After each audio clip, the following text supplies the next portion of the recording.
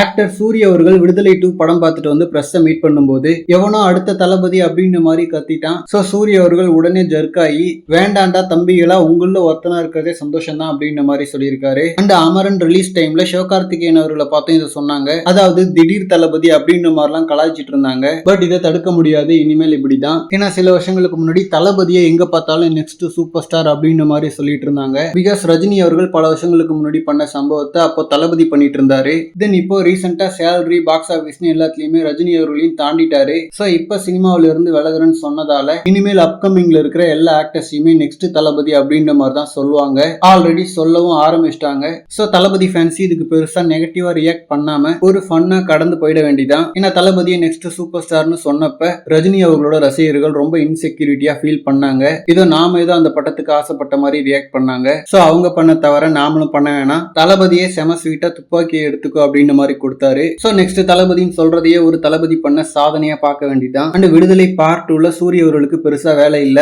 படம் ஃபுல்லா voice over and எண்டிங்ல மட்டும் ஒரு சாலிடான சீன் இருக்கும், அவ்வளவுதான். சோ கம்ப்ளீட்டா ஒரு விஜய் சேதுபதி அவர்களோட படமா தான் இருந்துச்சு. பட் ஸ்டில் வெற்றிமாறன் அவர்களோட டைரக்ஷன்ல பார்ட் 1ல ஹீரோ மாதிரி நடிச்சதே பெரிய விஷயம். அதுக்கப்புறம் இப்போ ஓரளவுக்கு தனியா ஒரு ஹீரோவே ஆயிட்டாரு. சோ அதனால பெருசா அவருக்கு பார்ட் 2ல இழப்பு இல்ல. ஓகே ஃப்ரெண்ட்ஸ், இந்த மாதிரி தளபதி பாத்தீங்கன்னா ஹாட்டான அப்டேட்ஸ்க்கு நம்ம விஜய் ஃபோர்ட் சேனலை சப்ஸ்கிரைப் பண்ணுங்க.